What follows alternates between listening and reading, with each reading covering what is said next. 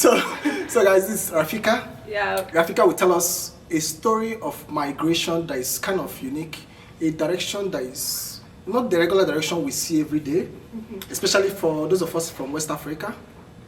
I'm from Nigeria, as you may know. Rapheka here is from Liberia. And Rapheka's journey is, I don't know the route, but the journey landed her in China, and from China to the United States. Yeah.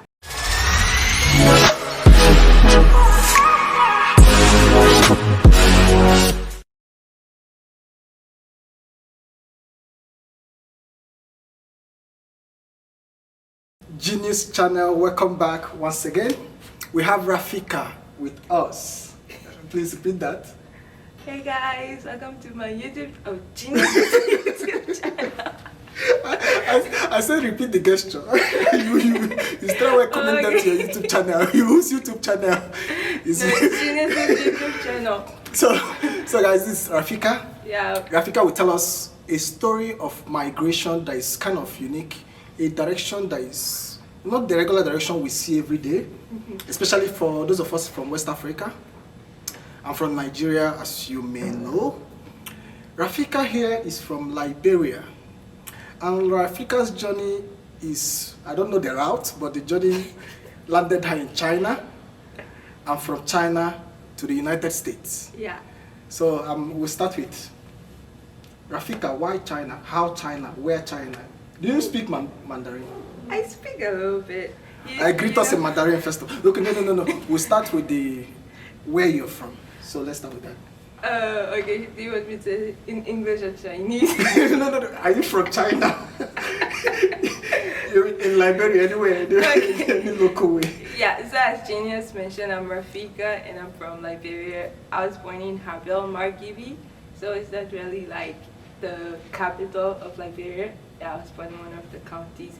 I'm 22 years old, doing my master's in mining engineering, and yeah. So basically, that's my story. So tell us about you growing up in Liberia, your little town. How long have you been in Liberia? Oh, before you left Liberia. Before I left, yeah. I left when I was 17 years old. So that's quite early. Yeah, it's early, but most people said that, I don't know, I was mature for my age, and I guess I didn't look 17, so traveling was enough. How old did you look at 17? Probably I looked, I don't know, 18 or so. But then, yeah, I managed to travel when I was 17, because I was turning 18 that year, so technically I was 18, you know. Well, I'll agree with that. I mean, you're in your bracket, like, yeah. Yeah, somehow like that. Well, growing up in Liberia is just like growing up in any West African country. I've not been to Liberia. I think I will visit there. I have some friends from Liberia. So tell me, for those of us who don't know what it means or how it means growing up in Liberia. Okay, so we eat a lot of pepper. Yeah, so literally all of our, we eat a lot of pepper, and we even have a soup called pepper soup. So we have that in Nigeria too. But so it's just meat, but well spiced. Yeah, so we eat a lot of pepper in Liberia, and we mostly eat rice. I think it's the same in Nigeria, like rice. You guys eat, what's it called? We call it fufu. We call it fufu. We have fufu, but maybe what our fufu is made of cassava. I don't know about yours. Yeah, cassava as well. Cassava starch, yeah. Yeah, then we also have something called chibi. That one is made from boiled cassava as well. So you pound the boiled cassava. So I think it's pretty much the same. Your parents are strict on you. You're not. If your parents are strict, how did they leave you to? I mean, do you know where China is compared from Liberia? That's the other part of the world. I know. So when I was in college, right, what motivated me to actually leave Liberia was just the educational system, I guess. It's the reality, but then it's sad that. Did you choose to go to China? Yes, I did. At that point, I just wanted to leave my country. Simply At 17? Yes, when I was in college, because I started doing my bachelor's in civil engineering. Right, okay. My dad was a civil engineer, so I think what brought that was the fact that the majors or our career path is pretty restricted in Liberia. It's either you're a civil engineer, architect, or doctor, lawyers, you know, the normal The professional. thing. Yeah. Okay. Yeah, so for that, you don't think outside the box. So because of that limitation, your career path is somehow limited. So I wanted to be a Is this unique to everyone, or to a gender, or to a county, or No, I think it's the country basically, because we have just restriction. It's not developed. We went through civil war that took us like 15 years back. The civil war lasted for 14 years, but then because of that, development just stopped, and now everything is just yeah. So you chose China, and how? Actually, I at that point I just wanted to leave my country, whether it was China or it was somewhere in Europe or anywhere. I just wanted to leave my country because I felt like what I wanted to do. Why didn't you come to Nigeria? I mean, you could have just. You don't even need a passport. You just with your ECOWAS passport, you can just come over. I guess I wanted to leave Africa. I guess just leave Africa. So, but what really like just motivated me was something one of my professors said to me. It's like, I don't think you'll be a civil engineer, stuff like that. For real? Yeah, he said that to me, and then I started crying. Because I was young, so I started crying, and I called my mom. I'm the last born, so you can just imagine. But that was then. Last born babies. Now I'm grown. Yeah, so that motivated me. I'm like, no, I don't want to stay in this country anymore, you know. So I contacted one of my brothers, not biological brothers, but then we got to grow up together, yeah, in the same place. And I just told him, because he was in China studying, so I just told him like he should apply for me anywhere. And then he did my application. So the agent said that, oh, your grades are good, you can do mining engineering. I didn't know what mining engineering was. I had no idea about mining engineering. So I told my dad, because he's been an engineer for I don't know how many years. And then he's like, okay. He explained to me, mining engineering is like this. I think you do well in mining engineering. That's when I, switched from civil engineering to mining engineering. Because there was something I've never heard about before. If someone told me mining engineering back then, I'll be like, you're going down and you're using your hands to dig, minerals. To dig some holes and minerals. Yeah, so that was what I thought. But then he applied for me, I did the process. It's just like any normal, application. Yeah, you send your documents and then you go through an interview. You do the visa process and how simple or how difficult or how stressful was that journey? I think of application to Chinese course. I think it wasn't stressful, but it was okay. It was okay, because I wasn't the one doing most of the, the work. Okay, the agency. The agent did it. So I guess on that part made it a bit easy and not stressful. How about the visa, immigration issues? Oh, I think the relationship between China and most African countries makes it easier to leave. So that one wasn't a problem, although you spend a lot of money. Exactly. You were self-funded all this through this journey? No, I got a scholarship. So how did you get a scholarship? Tell us about that. Okay. Okay, so in China, right, aside from your grades, they also look at your participation in, the activities. But is it before school or after you're in China? No, so before I went there, I was self-funded because I went in March, and in March in China, that's when I think it's the second part of the school year. You don't start your major right away. You do Chinese. So I did Chinese for 3 months. Yeah. Pause a bit. So speak Mandarin for us, speak Chinese for us. When I hear some Chinese, I'll just say something, I'm listening. I'll just say the basic ni hao, everybody knows. No, ni hao is hello. Yeah. I didn't know that. I didn't know that. Tell me what I don't know. I don't know. Say something that I don't know. Okay, ni hao, 我是陶伟，我是利比里亚人. Please, in the comment, tell me if she abused me, because I have no idea what if I want to abuse you, I'll say, 你疯了. Like you're crazy or you're stupid, something like that. But yeah, being in China was fun. So when I went there in March, I funded myself for the 3 months of my of my language program. And then in September, that was when I started my major. So I used my Chinese language grades to apply for scholarship. So since I started my major, I've been on a scholarship. So how easy was the getting the scholarship? Do you think you had to put up the best application, or Definitely. there are many chances for many students? No, definitely. You need, so they had like categories of scholarship at my school. I'll just talk for my school specifically. So we had A, B, or C scholarship, or you're self-funded. So if you have like top grades in 90s plus, you get a scholarship, wherein the school takes care of your everything. So would you advise someone to go to China for studies? From your experience, how long did you spend in China? I spent 4 years in China. Oh, and you got your degree in 4 years? Yeah, I got my bachelor's degree in 4 years. I won't say that China is the worst place to study, but it's one of the safest places on the planet, that's for sure. That I can tell anybody. Okay, that's in terms of security? In terms of security, is how about quality safe. of life? It's also okay. Like, it's fairly, I think if you're not staying in the big cities, like maybe Beijing or Shanghai or even Guangzhou. Which city were you in? I was in Suzhou, that's in Jiangsu province.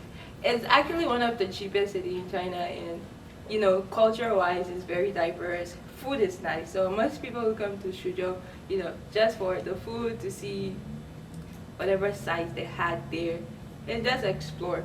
But people love traveling to Beijing because obviously if you're in China, you want to see, I went to Beijing, I went I went to Shanghai, stuff like that. But in terms of getting the scholarship, it was pretty easy. Once your grades are good, the school even announces it that application for scholarships have started, so you can send in your application. Based on your grade, you can get either A, B, or C scholarship. So for my 4 years, I was funded by my school. And so there's something I want to get. If I want to go to China for my bachelor's, and I fund myself for the first, or I have enough funding for the first year, if I do well for your school, if I'm in your school, is there a guarantee that my subsequent years will likely be funded? For sure, you'll definitely be funded. So my destiny could be in my hands. Yes, that's true. China is one of the places that funds students more than anywhere I've seen so far. Oh, okay. So literally when you're doing your bachelor, especially when you do your master's and PhD, you get full funding. Like full funding, you don't pay for anything.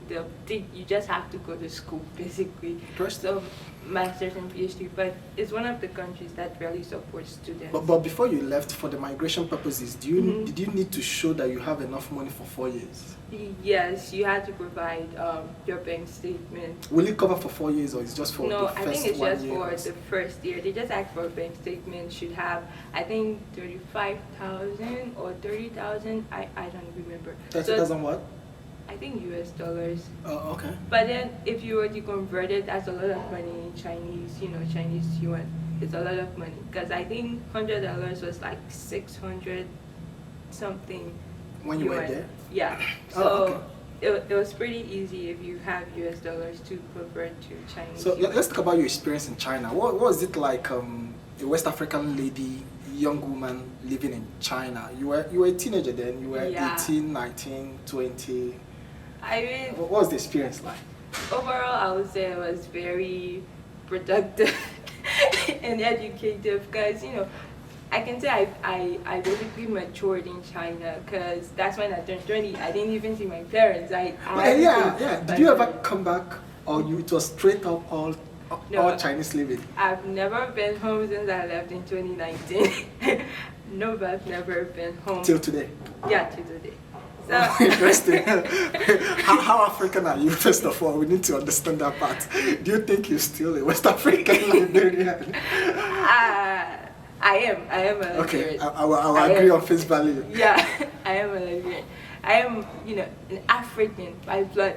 Even if I stayed away 10 years. Okay, wait. What's your native language other than English or the pidgin? Okay, so what happens is you just flow with your mom and your dad's language, right? Okay. I think it's and the there are same. 2 different languages. Yeah, and there are 2. So my dad was from Ghana, right? But then he spent practically, I don't know how many years in Liberia. And then his tribe is Kru. like KRU, and my mom is Gribble. However, I cannot speak any of them. And you can speak Chinese. But I can speak Gologo, I can speak our pidgin. Wait. You can speak Chinese. Yes. But you cannot speak. I mean, it's not my fault. Okay, I know who to blame. I know who to blame until you see my mom, you should ask her. I don't know where I'll see her. The thing is, we didn't grow up speaking our native language. I will reserve my blame. Why. Yeah, we didn't grow up speaking. I didn't grow up. What do you think about that? I mean, being able to speak Chinese and you cannot speak. How do you view it? I mean, doing a self-reflection. Self-reflection. I think you don't realize it until you live and you're with other people like Africans or just anybody, and they're speaking their native language and you can't speak your native language. Oh, that's when that's when it gets to you like, what? Like even are you trying to learn or that phase is over? I was trying to learn. The only person who could teach me was my granddad. But then I started learning my mom's native language because my dad couldn't speak his. He could speak Tree, right? Because he's from Ghana. So I was learning. My granddad was teaching me Gribble. But then I think after like a month, 2-3 weeks to a month, I left home. And then he passed away. So now no one can teach me. But I'm willing to learn. I love learning language. We're going to do a volunteer campaign for teachers. Yes, please. I need it. You will start with Swahili, which is the largest spoken African language. Then you go over to Hausa, you learn Igbo. You learn which one else? You learn the three language. Yeah. We'll get back to that. So living in China as an West African woman, West African young lady. Aside security, what are your experiences of being different from many other people? I mean, you can actually see that you're different because you're surrounded by Chinese people. Yeah. It's when you go to the train station, sometimes you're like probably the only black person there, so to say.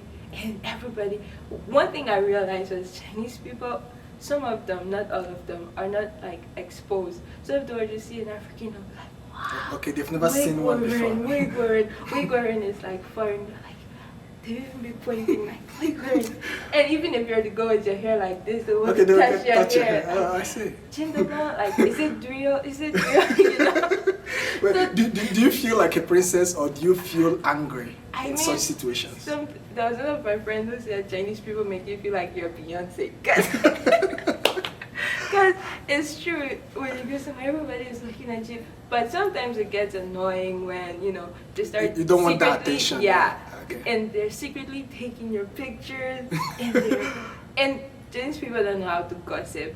You would know that they're talking about you. You can actually tell that they're talking about you.